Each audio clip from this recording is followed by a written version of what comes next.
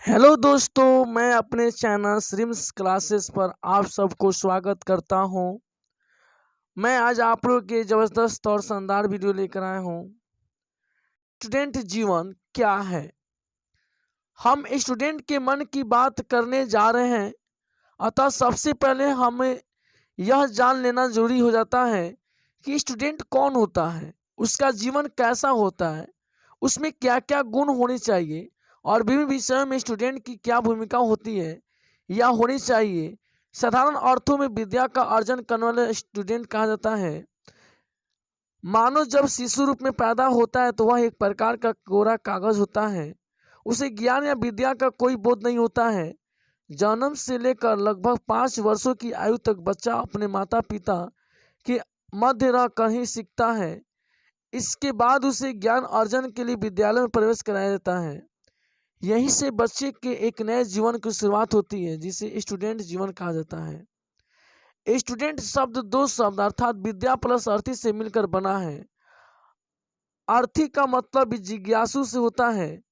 इस प्रकार विद्या के लिए जिज्ञासु व्यक्ति को स्टूडेंट कहा जाता है। मानव की जीवन के प्रथम 25 वर्षों के लिए विद्या अर्जन के लिए श्रेष्ठ माने जाते हैं। मनुष्य का स्टूडेंट जीवन सबसे उत्तम माना जाता है। अंग्रेजी में एक कहावत है, student life is the best life. इसे सर्वोत्तम जीवन के लिए कहा जाता है, क्योंकि यह जीवन सभी प्रकार की चिंताओं, दबावों और जिम्मेदारियों से मुक्त होता है।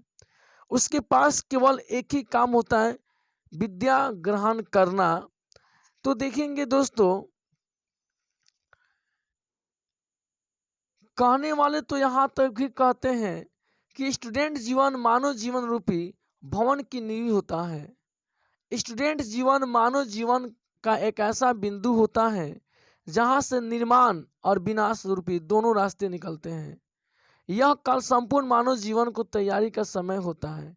कोई भी व्यक्ति अपने स्टूडेंट जीवन में जो कुछ ज्ञान प्राप्त कर लेता है, उसके आधार पर उसका जीवन का निर्धारित होता है। इसी अवस्था में मनुष्य में जैसे संस्कार पड़ जाते हैं, वैसा ही उसका जीवन रूपी वृक्ष फल देता है। स्टूडेंट जीवन को संस्कार काल भी कहा जाता है। यह काल अंतःकरण में संस्कारों को उद्दीप्त करने का अवसर प्रदान करता है। संसार में जो ज्ञान उपलब्ध है उसे ही बोलचाल में भाषा की विद्या कहा जाता है, और उसे ज्ञान को दूसरे के द्वारा उपलब्ध कराया जाता है।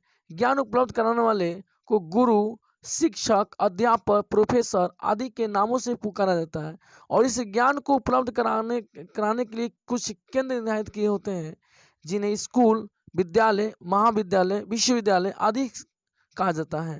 क्योंकि अर्जन में विद्या को पढ़ना, लिखना, सुनना, देखना, बोलना और सीखना सब कुछ शामिल होता है। अतः व्यापक अर्थों में कुछ भी सीखने वाले को स्टूडेंट ही कहा जाता है। संसार में उपलब्ध ज्ञान तो सीख लिया जाता है, लेकिन कुछ ज्ञान अज्ञात होता है। अतः ऐसे अज्ञात ज्ञान खोजने वाले खोज को ही स्टूडेंट या शोधार्थी कहा जाता है। किसी किसी के सीखने की कोई उम्र नहीं होती। बच्चा जब माँ के गर्भ से बाहर आता है, तब से वह सांसारिक बातों को सीखने या वस्तुओं को पहचानने में व्यस्त हो जाता है, और जब तक इस संसार में रहता है तब तक कुछ ना कुछ सीखता रहता है। इसलिए ज्ञान को सीखने और सिखाने कोई उम्र सीमा नहीं होती है।